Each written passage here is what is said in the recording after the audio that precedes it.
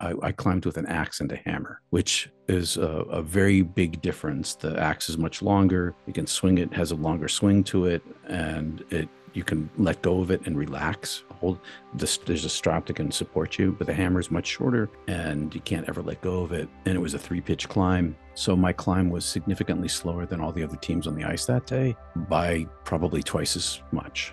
And I became exhausted as a result of having to hang onto the hammer. And my every swing, every advance up the ice was shorter than it should have been. That's the setup for me. So by the time sunset was coming, Tim and I both knew that we were in serious trouble, that we were probably going to be stuck on the mountain after dark, which we were. And when the sun set, the temperature dropped about 30 degrees, and we didn't have extra food with us or extra water or any sort of warming device because nobody did on the climb. It was a day climb. The intent was just to be up and down. This temperature dropped.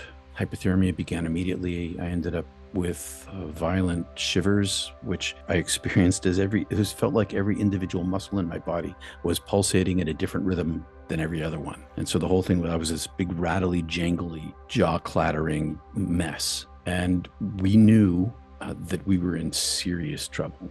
We knew that this was probably going to kill us.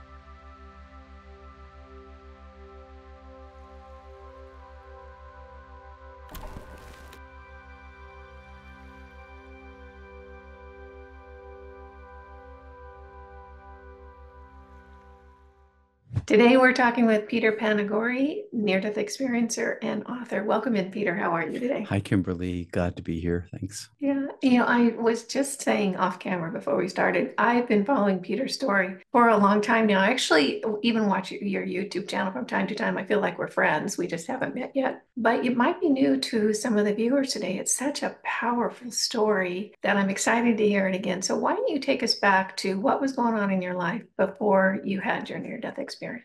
Well, this was back in 1980 that I had it, my first one. I was in Montana escaping my family turmoil, as young people sometimes do.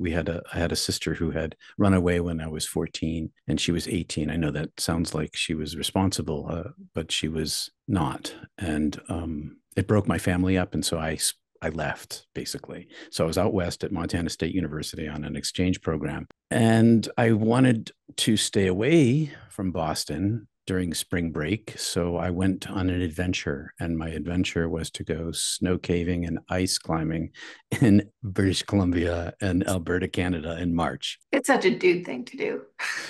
Totally. But I had been a Boy Scout and until I was like 18. I was an Explorer Scout even. And on the National Ski Patrol. And so I was an outdoor kind of winter guy. But and the snow caving aspect of it was most of the time that we were there. We snow caved, we backcountry skied way far into the wilderness, into British Columbia, and we had a great experience. Learned a lot about each other.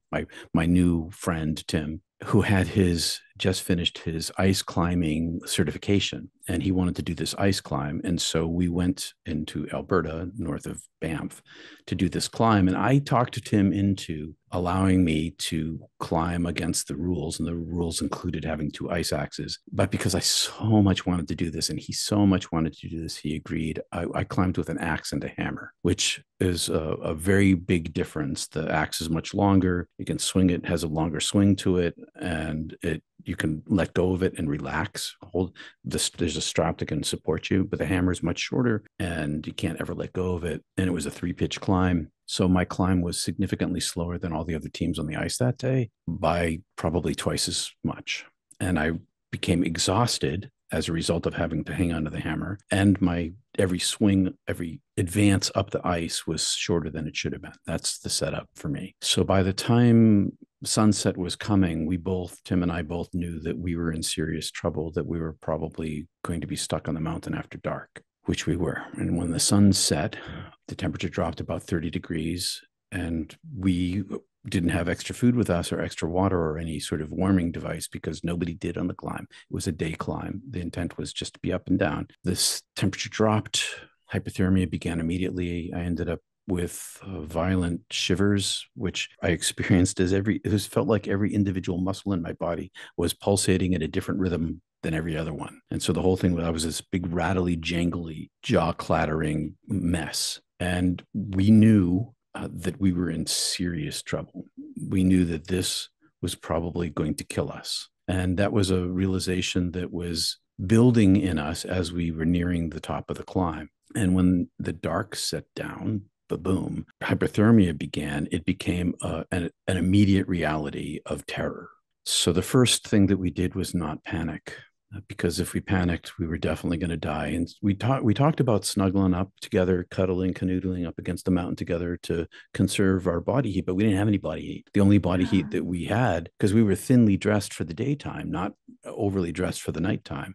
So, and the thinly dressed that we were for the daytime included physical exertion. So we were exerting ourselves, and that kept us warm with the clothing level that we had on. And now we're sitting there, not moving, and the temperature is much colder. So we decided that the only chance we had for survival was to try to get down in the dark on the ice, and which meant traversing and descending and traversing and descending and 3 descents. It was harrowing. I kept my fear in check because fear was going to kill me, but I took a lot of my mental strength to do that. Every step I took forward through the night drained my energy level. It got colder every minute through the night. And so I was running out of energy. So I was utilizing my energy to stay warm, but my battery was running low and my environment was getting colder all night long. And so we had this continual fight against the elements and ourselves throughout the night. I can tell you the whole high adventure. We got stuck. We made mistakes. Hypothermia stole our reason. It's what happens. The brain begins to freeze, lips freeze. It makes it difficult to talk. Coordination. We lost our coordination. I got frostbite. I have all my digits. I had 2nd degree, not 3rd degree. I had blisters, but no black damage, no death to my hands or my feet. I still suffer from it, hence the gloves. We made it all the way to almost the last rappel, where I had this experience where my willpower to drive myself forward, control with might of mind, became instinctual. There was this, like, some part of my brain opened up that was more animalistic, much more original hominin way back when, that survival became not a driving factor of my thought process. It became a driving factor of my being itself. And I'm not sure how to explain this survival thing. But when we get to the last rappel, now it's sometime before dawn. We've been fighting our way through the night. Hypothermia kept advancing. We were clipped into the mountain for the first time, which means that there were iron pins in the mountain, epoxied with rings and carabiners and straps. And I was hooked in. Tim was to my left. And Tim was a new guy to me. I should say this too. We met through the outing club because he had this trip plan. And so we went on this little backpacking trip before in the winter. And I think it was in October that we went, which is where we met. And then we decided to go on this trip in the springtime. Is that right? No, we met in January, and we did a little winter camping trip in February. There's a very small thing we did in order to see whether we were compatible or not. And so Tim was a new guy in my life, and I trusted him with my life. The whole week before, when we were out wilderness camping, we encountered all sorts of trials and tribulations that we learned that both of us had skills that would help us survive. So I trusted him literally with my life. But he was to my left and I was to his right, and we're on this ledge and we're clipped into the mountain so we don't fall. But hypothermia had continued to advance. It was getting colder all night, and I had the rope, and we were maybe 100, 150 feet up. Last rappel, I took the rope and I tied one end, had to take my gloves off, which is advanced. Every time I took my gloves off, my hands got worse. So I had to take my gloves off to tie the took and put my gloves back on. I took the other end of the rope and I tossed it out around the side of this crag, this corner, and I yanked on it once. And as soon as I pulled on it, it jammed somewhere up above me. And I pulled it again, and it got tighter and tighter and tighter. And now we had no rope. We couldn't go down. We couldn't go up because I couldn't ascend this descent that had just come down. It was in the dark, for one thing. The moon had risen, but it was in a shadow, and it was off the ice. It was a rock. I had crampons on, and I couldn't feel my hands or my feet. So we were in the situation where we knew that we were gonna die where we were. And I had this heat gather into me, as happens to hypothermic people. And I unzipped my coat because I felt hot. I felt like all my blood had rushed to my core. And so I unzipped my coat. And a lot of people who die from hypothermia,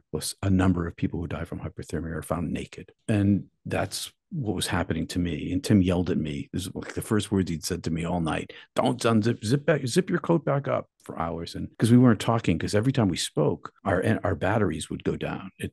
We were very, 5% left kind of thing. And I didn't care. I knew better intellectually that was a mistake because I'd been on a ski patrol and I knew about hypothermia, but I didn't care. And as this happened and I unzipped my coat and I felt my body cool down, this peace came over me because I recognized that I was going to die there. And so my drive went away for survival. It just shut off like the flick of a switch. And in its place, I had peace. And the terror that was underneath it, that was gone too. I accepted my circumstance and I started thinking about God and I started thinking about my family. And I knew that there was nothing I could do about it. My mom and dad were going to lose another kid. It was going to be international news because we were in Canada and we're from the United States. It's going to be in the Massachusetts newspapers and it's going to be terrible for my parents. And there was nothing I could do. And then I began to fall asleep. And when I would fall asleep, I'd collapse to the rock, smack my helmeted head, wake back up, stand up, pull on the rope because I was still trying to survive. And then I stood up this one time. And as I stood, my peripheral vision became this big black circle. So I had light in the middle and big black circle around it. And I didn't understand what it was. And it began to collapse very rapidly. And all this out here is black. And my vision got smaller and smaller. And I was thinking to myself, I must be falling asleep, but this is so weird. I'd never seen such a thing before. And every time I'd fallen asleep that night that I was dying, it was like a curtain drop, kaboom, and I was unconscious. There was no drifting, lulling off to sleep. It was instantaneous. But this time, it was taking this enormous amount of time. And then as it closed down to nothing, I thought, oh, I'm going to lose consciousness. And then I didn't lose consciousness when it went all black. Just the opposite happened. I awoke. So, boom. And now I'm awake and I'm confused because I don't know what's going on. All of my pain was gone. I know my hands don't hurt, my feet don't hurt, nothing hurts. I don't understand where I am. And where the mountain had been was now this deep velvet darkness that extended, well, at a great distance. And this weird thing is that I could see the darkness extend, even though it was completely dark. And I knew that something was going on, but I didn't know what. And as I was staring out, trying to figure out where the mountain had been, am I standing up? Did I fall down? What's going on?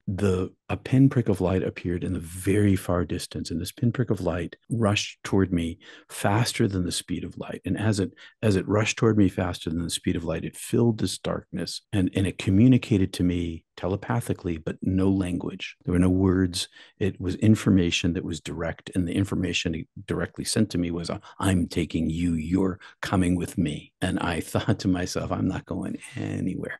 I don't know what's going on. And so I reached inside myself and I kind of put up a barrier. I'm staying right where I am. And when it got to me in this instant, it reached and sort of, I guess, through I wasn't in this darkness. I was on the edge of this darkness.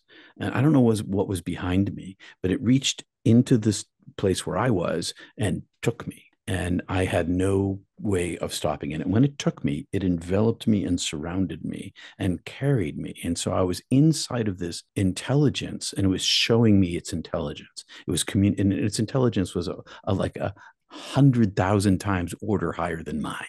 It was so much smarter than me, and so much more powerful than me. It was also showing me its might, but not in an angry way, but just in its like all powerful. You're coming with me, and there's nothing you can do about it. And I was inside of it, and it was feeding me comfort, showing me its power, showing me its intellect, giving me comfort. And I'd been out of my body before as a child, but this time, that silver cord, the cord that connects to it was severed. It was gone. And now I was completely disconnected from that life. And I was being carried back up the same trajectory that it had come down, elevator shaft, tunnel, whatever you want to call it. But I was in the middle of this vast darkness, being carried up very rapidly. And I had a physical body, but it wasn't human.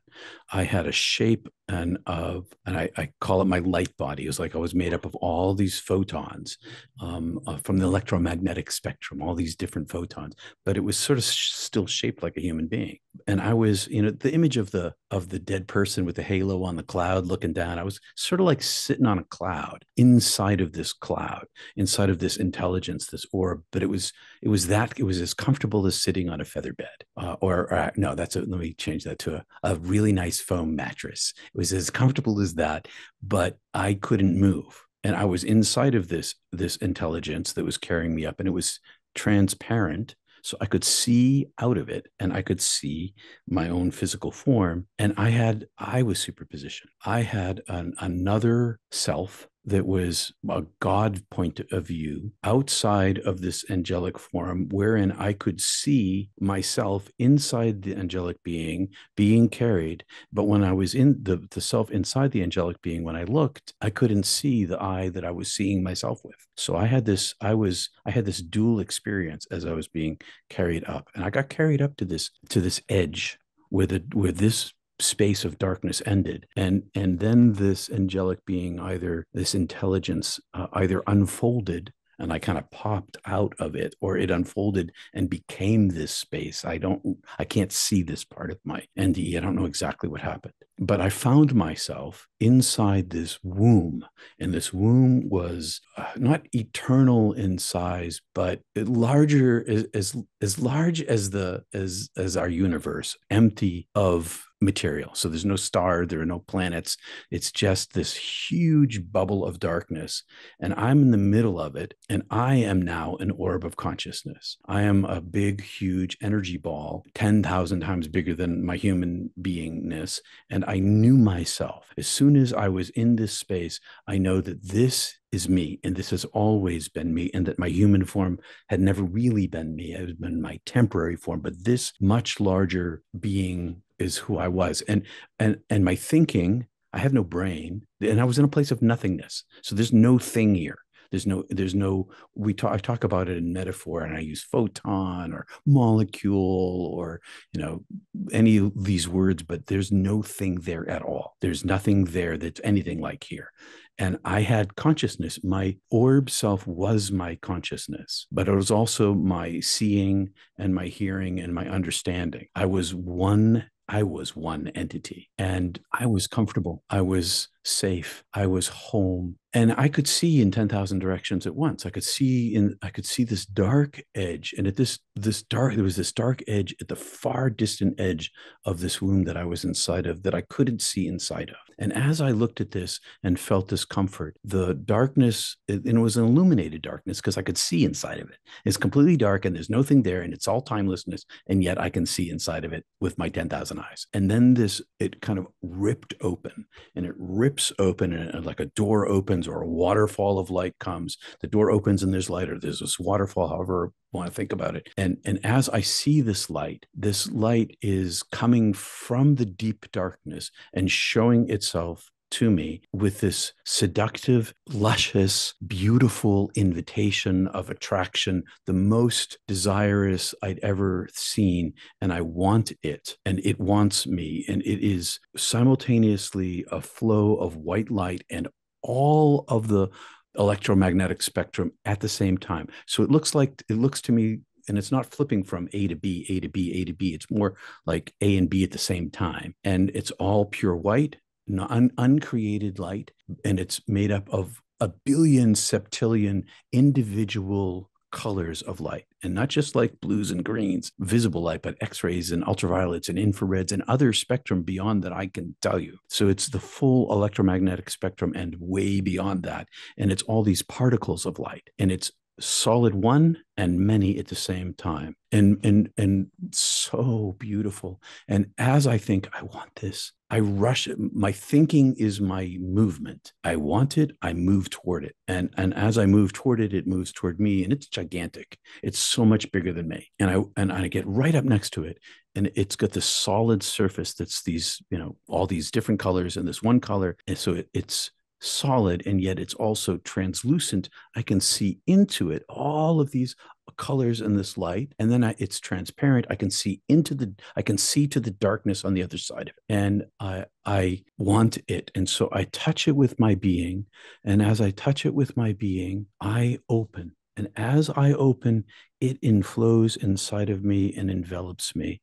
And then all these things happen at the same time. I hear my original self being made and called into being, not like at a point in time, but like all the time. Like it's being called into being right in the moment where I am, and had been called into being eons and eons before in the same way, because this is timelessness. So I had this experience of being ancient, not ancient in a human sense, but ancient like I can't even explain it. I can't. And I knew that I was created, and not just my human self was created, but this aspect of me that was individuated from the fullness of the divine had a moment of creation when I separated from the fullness of the divine and became this higher consciousness self. So while that's going on, and I hearing my original name being called, and I'm being called into being, I see my human self. And I see my human self. I experience my human self. I can see my body. I'm outside of it, and I'm inside of it. And there's this I, and this I is looking into my human self, and it sees everything about me, everything that I had been in my life, and that there are no hidden places. Even the things that I had done when I was young that I hid from myself. I did this bad thing, whatever it was. I stole somebody's bubble gum when in third grade or whatever it was. Not that I did that, but I could have. That which I hid from myself was visible to me. Those things that I hid from other people, my shadow parts, those were visible to me. And it wasn't just observational in my life review. I experienced all of the pain that I gave away in my life as I was the other person who I gave it to. And so I was karmically, all the pain I gave away was mine. It accrued to me. And the divine, meanwhile, was saying to me non-linguistically, I love you. I've been with you. I was with you in every experience, and I loved you every moment of your existence, no matter. I loved the shadow sides of you too.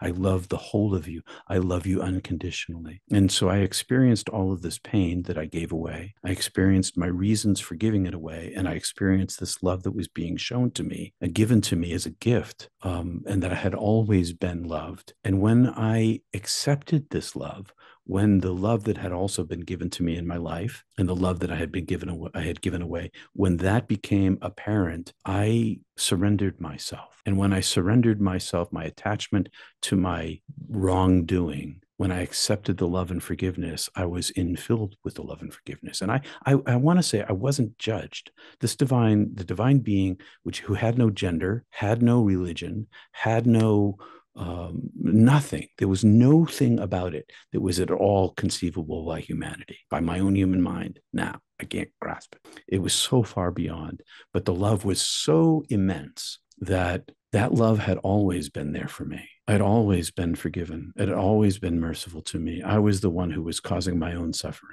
I was the one who judged myself. It never judged me. It accepted me as I was. So then I inflated like a balloon, bigger and bigger.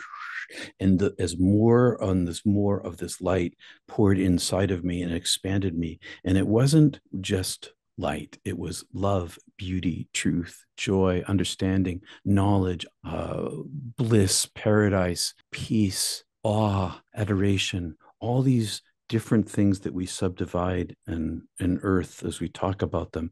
It was a oneness of being that filled me, and it was glory and magnificence and majesty. And as I expanded, I reached a point at which I had this almost painful knowledge that one more drop of it and I would enfold back into it. It wasn't pain like bad pain. It was more like pain like right on the edge of like orgasm pain, where it's like almost, and you're like, oh my God, and it's like, and then I reduced. And as well, I should add one more thing, is that in this state, I saw my original self. And as I saw my original self, I was a singular photon superpositioned with this field of light. Remember the field of light that I was seeing, all these different electromagnetic colors, and it was infinitely deep and infinitely high and infinitely wide. And I was one of them, one of those lights,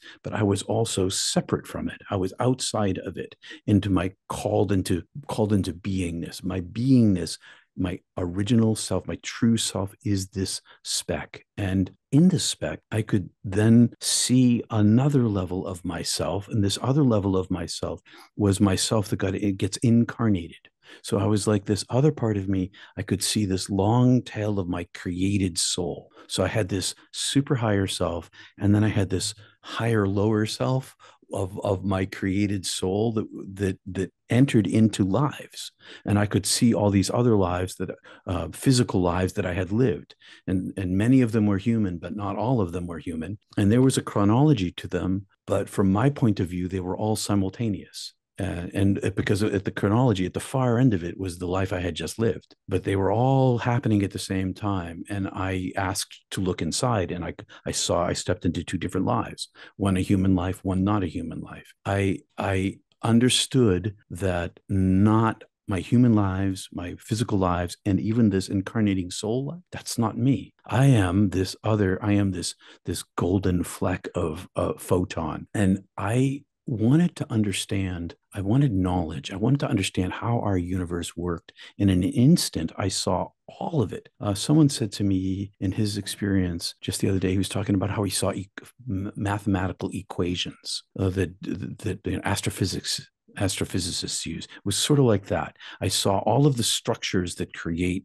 everything that there is, and the whole kit and caboodle. And I can't grasp it now. My brain is way too small. So all these things all happen at the same time. And then I'm reduced back down again. And I'm reduced back down again. I have some reconnection to my life I had just lived. And I said, am I dead? And the voice said, this voice, that it was the entire dark space I was inside of. And it was also inside of me. But I couldn't, there was no, like, white man with a long white beard on a throne thing. It was this way beyond that. And it spoke to me and said, yes, you're dead. Not language, but yes, you're dead. And I said, well, I can't stay here. And it swept me across this womb to the edge of a field where our universe began. And so part of me poked out into the universe, and I could see all of our universe like that. There's a new telescope vision of all these galaxies and how they are connected in these vast spaces between them. And it's like that. And I can see millions and millions of galaxies and the vast spaces between them. And my vision was aimed back to the origin of our universe, and I could see the origin of it in the now. So it's I don't know how to explain this. It was time and timelessness. So the darkness that I could see the edge of this darkness that was the uncreated divine being that I, even in this higher state, I couldn't comprehend.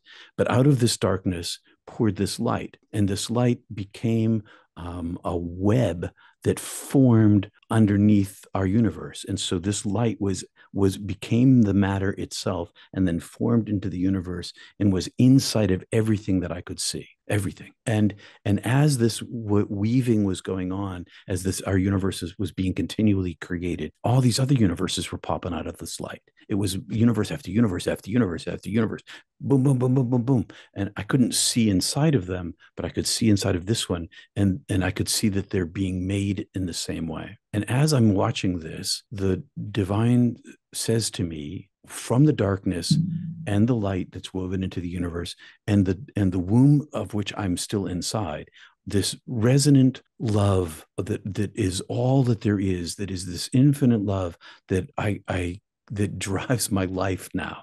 It was aimed at me, as I was the most beloved that there of all. And as I'm experiencing all is well, all has been well, all will be well. I have loved you forever and ever with this immense love. As I'm experiencing this with this particularity of my specialness, my vision is shifted to Earth, and I can see Earth in live time and like a hologram, 7 billion people. And inside of every single person is this golden fleck of divine light. And the love that I'm experiencing, that's particular and unique to me, is the exact, paradoxically, exactly the same as everyone else.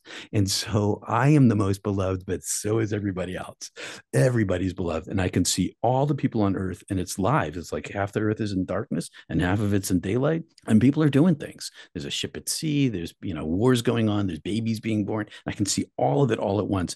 And inside of every single human being is this divine light. And nobody on earth can see it like I can see it, because there's like this fog around the planet, and nobody can perceive it as I can. And I can see what I see in this light is the fullness of the love of the divine, like in that I'm experiencing in my disembodied state, in my heavenly self. And then my parents' faces rise up from earth, and I see my mom and my dad, A, and my mom and my dad, B. And there's two lives for them, mom's life and dad's life, and mom's life and dad's life. And in A, they don't have me. I don't go back, and I see the immensity of their suffering. I see the destruction of my parents. And then in B, I see them with me, and I see suffering, but less suffering. But then I see their deaths. I don't see exactly how they die, but I see that at the moment of their death, and I understand because it's told to me that they will be with me in a flash of time, because life is not, because time is this long in heaven. No, it's nothing. And that if I just wait and stay, because I'm being welcomed and healed and whole. I didn't mention those words, but healed and whole and no more suffering.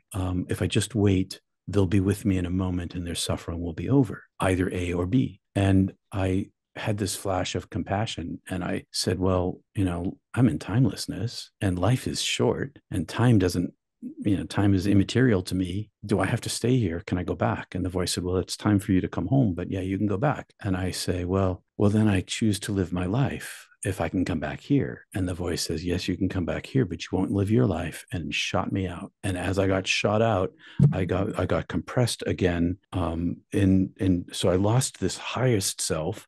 And even the next life down, the next level down, I became very rapidly this light body again, encased in the same angelic being, which, by the way, was also superpositioned. It was also divine itself. It was God itself in a more limited form for me, but it was both. And so I'm being carried out from heaven and far away, and I can see this beam of light coming out of this darkness like a big, huge laser beam, and right in front of me, it stops at all these doors, and there's all these doors, a million doors, and in the middle of all these million doors is this big, huge beam of light, bigger than all the doors, and radiating out within a decreasing fashion to the outer edge from decreasing intensity. And the voice, which is I'm still being carried by the divine, this angelic being, says to me, choose light. And I had to choose a door. And so and what it meant by choose, it meant choose your life, choose elements of what you want. And I knew in this state that I had a calling, I had a message, I was on a mission, and I understood, or at least I thought, I'd been working in construction all the way through college, swinging a hammer, running a jackhammer. I was going to be an architect. And so I'm working in the trades to like get familiar and earn a living, pay for school. And I thought, all these blue collar guys I was working with, if I go back and I'm this highfalutin person, they'll never talk to me. If I'm going back to try to help people, I've got to be fully human. And so I ask for fully humanness, and I want to be kind of a writer, and I have all these other little thoughts too. And I want the light. So I don't choose the big beam of light. I choose off to the side, not terribly far away, still in the light, but definitely not in the purity of it. And then as soon as I make this choice, the door opens and I'm being carried down. And in this tunnel, there are 10,000 doors. And all of these doors are choices that lead to all these other tunnels, millions of tunnels. And I get carried down this one tunnel, past all these doors, to the end. And when I get to the end, the door opens and there's a body on a cliff and somebody bent over, and I can see, and I'm just totally dispassionate about it. I'm like, oh, look at that. That's an interesting sight.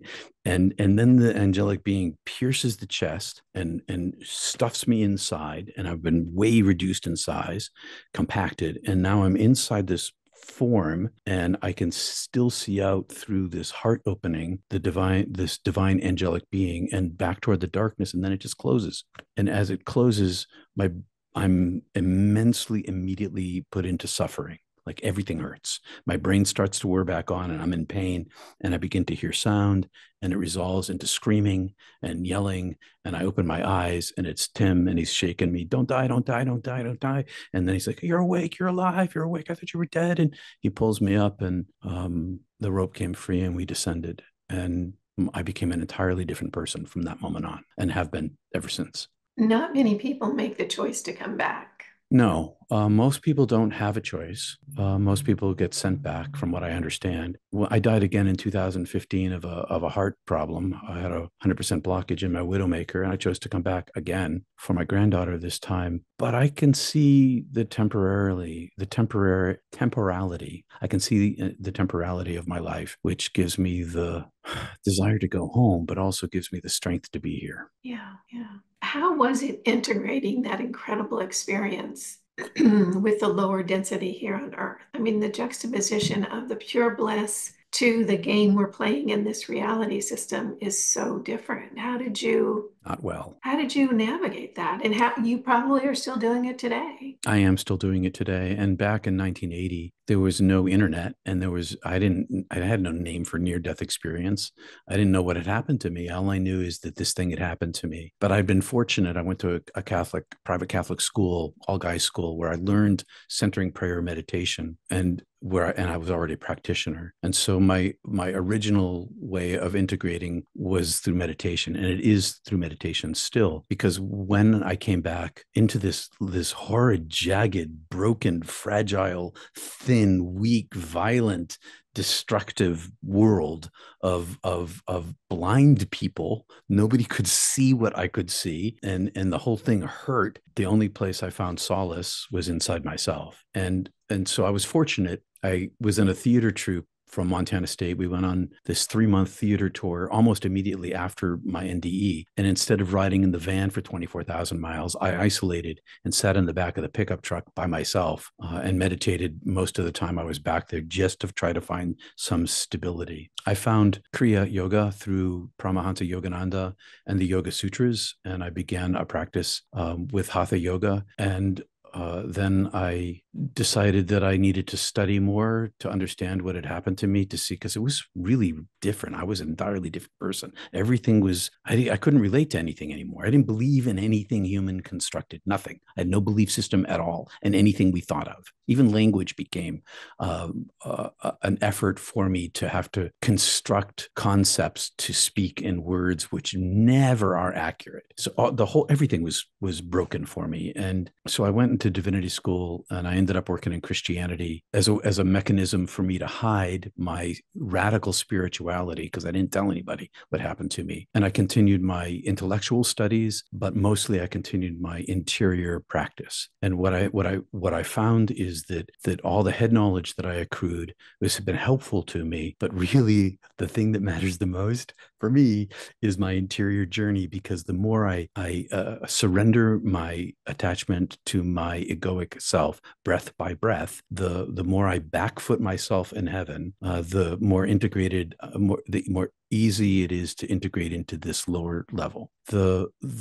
I found it to be depressing here. I went through a very long period of depression. I had suicidality. I was isolated and alone. I couldn't talk about it because I didn't know how to talk about it, but also because I was afraid people were going to think I was crazy. And so which they would have. Which they would have. And I had an experience where that happened. I masked and dove deep inside. Yeah. How were you able to reconstitute the relationships that you had once you came back and everything was different?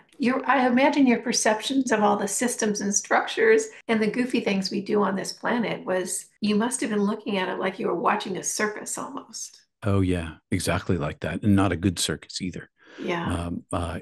So I went on I went on this theater tour, and I'd been in rehearsal with this group, this troupe since September, and I came back so radically different. I didn't know how to integrate with them. I couldn't relate to them, and so I isolated. That's how I did it. I self-isolated, and I minimalized my human interactions. But what really helped me is there were two women in this theater group, Carrie and Randa, and we were friends, completely platonic. But for some reason, they loved me, and I loved them. And it was through their acceptance of my silence that allowed me to slowly work my way back into human relationship. And when I got back home to that summer, I hitchhiked back from, long story, I had to hitchhike back to Boston. So I hitchhiked back to Boston. And that summer, my parents, and I asked my parents about this, 20 years later, 30 years later, what was different about me? And my mom and my dad both looked at each other and said, you were very different. You were compassionate. You were just doing stuff.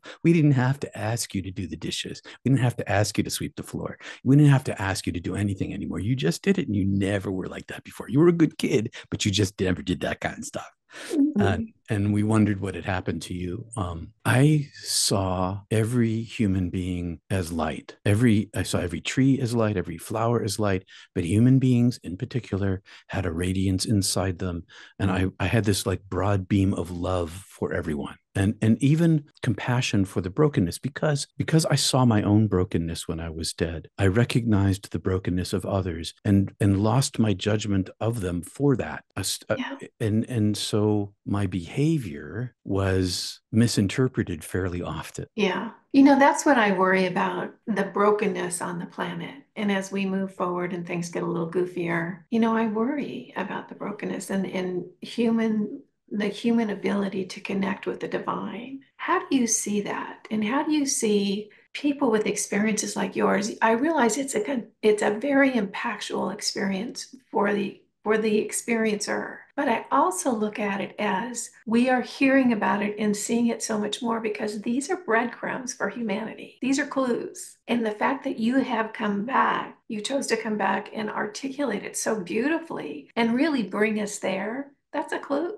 That's a clue for us to start paying attention that there's another side to this reality system. How do you see I would imagine that you feel like you have a very, very strong mission and you're clearly not done because you're still here. How do you see that now? And how do you see humanity and not be terribly concerned? Well, because of my biblical studies, I identified with Jonah, the reluctant prophet. He's like, he didn't want the job. I didn't want the job. I resisted the job. I didn't want it. I know that I had agreed to it, but when I got back here, I was like, I do not want to do this thing. Let me do anything other than this thing, or let me come home. One of the two. But I couldn't get out of the grip. And so I have a mission and I'm driven. And from the moment I came back, every job I've ever had ever since, almost every decision I've ever made comes from this higher place of myself. Doesn't mean I always make the right choice, though. Okay. Don't think I'm, always Mr. Goody Goody, because I'm not. I make bad choices too. But in terms of humanity, back in the 1960s, cardiac care came online and they started resuscitating people in ORs. And that technology has grown since the 1960s and spread all over the world. And now there's tens of millions of people who are come back. I just read a paper this week by Dr. Sam Parnia in his AWARE studies, and it was just published in October of this year. And one of the things I learned in it is out of the 547 people in their study, 360 or something like that, they were able to study. And out of that 360, something like 10% survived cardiac death. So it's a very small percentage of people who actually survive with cardiac care. But there's like 10 to 20 million of us in the United States, and all over the world is 10 to 20 million, in every country. So there's this huge explosion of, well, it's like the Tower of Babel. We've built a machine to reach heaven, and the machine is cardiac care, and people are coming back. And they're touching the divine and then coming back here and telling us about it. Exactly. Yeah. And so now there's always been near-death experience in the history of the world. Mm-hmm. There's stories here and there, but now there's so many of us, so many of us, and every one of us is like a little has a fiber optic cable at the end of which is a diode, and this diode is illuminated right where we are. Yeah. And so we're all coming back with our individual experiences because the divine is compassion itself and gives us what we need, and according to what the individual is. And we're coming back as like little bubbles with little bubbles of light, which enhances the whole planet. And we're in this terrible time in the history of humanity. Humanity is 300,000. Homo sapiens are estimated to be 300,000 years old, and go We've back been like here a long, long time. we have, We have fallen and risen and fallen and risen and and yeah. here we are again, but we haven't changed a whole heck of a lot. Yeah. Our tribalism has been the function of our survival and our animosity. It has both of these things. And now we've filled the planet. There's like 8 billion of us. We're shoulder to shoulder, essentially. We've got climate changes.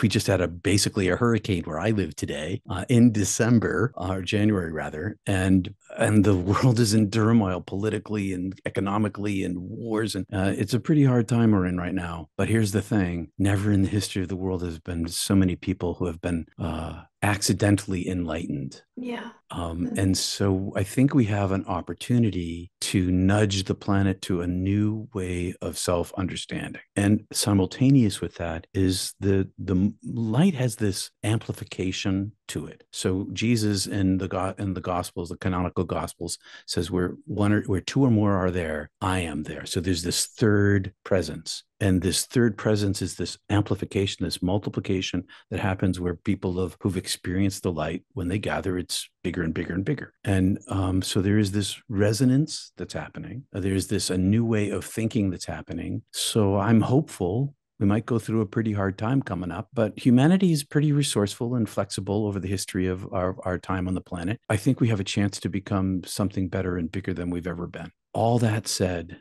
we're just a blip. I saw in one of my experiences, I saw the nature of myself in comparison with 13.7 billion light years of existence of the universe. I am nothing in this. I'm nothing in this timeline. Nothing. I'm compared to everything else. I'm nothing. And that humanity, as self-important as we think we are, we're not. And by stepping aside from our self-importance is actually the surrender we need in order to be in the light. When we stop thinking we're the best there is, individually and collectively, then I really think we have a chance to have a better and brighter human future. Did you come back with any special skills or expanded awareness? In other words, are you able to perceive things that you didn't prior to your experience? Any telepathy or connection with spirit? Oh, lots of things. I didn't make it my pursuit. Some people make it their pursuit. I made the pursuit of oneness of being my pursuit because that's what I saw. That's what I am. But ghost experiences, I read people, like I hear things inside my head that people are thinking, and I say it out loud, and I don't know that I'm hearing that this is, so it's not like I'm listening in and I'm like repeating. It's like suddenly I'm talking about things that they were just speaking about. That happens all the time. So something random like quartz crystal, and I wouldn't have talked about quartz crystals in like 5 years, and then in this one conversation I'd be talking about it and the person would be like, I was just thinking that. I have electromagnetic problems in my life, but mostly my after gifts are the perception of the divine inside of everything there is. I live inside a bubble of heaven now. And so even though I might have a bad day, something might happen and I'm sad or angry, or I can't not see the light no matter what happens. It's around me and informs my being and informs everything I do and am. So for me, the best after gift I have, besides compassion and kindness, is just being in the light itself. Yeah. And that is my guide interiorly and exteriorly. And holding that space here. Yeah. Yes. You've written a book. For my own survival. And it does the rest of us good as well. You've written a book, Heaven is Beautiful. Tell us just a little bit about that. Sure. It's an Audible international bestseller, which I'm very surprised and pleased about. And it's been optioned for a film. And I'm finishing my responsibilities this week, 3-year responsibilities contractual with this production, these 2 producers, to provide additional material. And I will finish it this week after 3 years of work. And then it's movie making time. Oh, that's exciting. And by the time I wrote the book, I had already come out of the NDE closet in my community, in my state. I was working in television at the time. And so people around my state knew that this had happened to me because it was on TV. And, but so telling my story was a little nerve wracking because I was afraid that I might lose respect or my credibility as a capable professional person. But mostly I was afraid that my writing was going to be bad. I was afraid. I was like, I really want my writing to be good because all I want to be is a writer. And so it turned out pretty good with lots of help. I definitely didn't do it alone. So are you afraid of dying? Not a moment, not a single moment since the day it happened. And I guess that's a pretty big after effect because so when I died again in 2015, I was happy. And so my wife's there, my son's there. I'm trying to keep my chill and my my joy kind of like I'm going home today. So that because I could tell that they weren't seeing it that way. But And no, your wife was probably saying, no, you're not. no, actually she understood that the first chance I was going to get, I was going to go. We had Okay. yeah, we had that. My kids weren't prepared for that. And I came back for my granddaughter because she needed me, but I'm not afraid of dying. I mean, I'm not afraid of Yeah. death. Dying can be hard. I've seen a lot of death in my life. I was a minister. And so I was around a lot of dying people and it can be hard. Dying can be very difficult. And Mhm. so I don't want to die a hard death, but if I do, it'll be okay because I'm going to get out of here in the end. In the end, it's going to end and I'm going to go back home and it's going to be so much better. It's so much better on Yeah. the other side. Wonderful. So how do we find out more about you? I'm at peterpanagore.love, Mhm. peterpanagore.love. And I have a YouTube channel, Peter Patagore, where I do a deconstruction of Christian theology and biblical studies from a point of view of near-death experience. Mhm. And right now I'm working on the four major branches of yoga and the comparison to Christian tradition. And I teach meditation and I teach Kriya Yoga. I have a private Kriya Yoga group and it works. So I'm at peterpanagore.love. Check me out. I do counseling. I help people integrate from their mystical experiences. I did one counseling session this morning with a fella from a corporation, people from all different walks of life. About 3 weeks ago, it was a high-level diplomat. And a week before that, it was a clerk at a convenience store. Anybody can have these kind of experiences, near-death experience or a mystical experience. And because my whole life has been about trying to figure out how to integrate, I can help you do that too. Peter, thank you for joining us. Thank you for having me, Yeah. Kimberly. Yeah. I hope you enjoyed this video. Coming up next, this is a good one, or you might really like this one too. Either one of them could be perfect for you. Before you leave, don't forget to subscribe.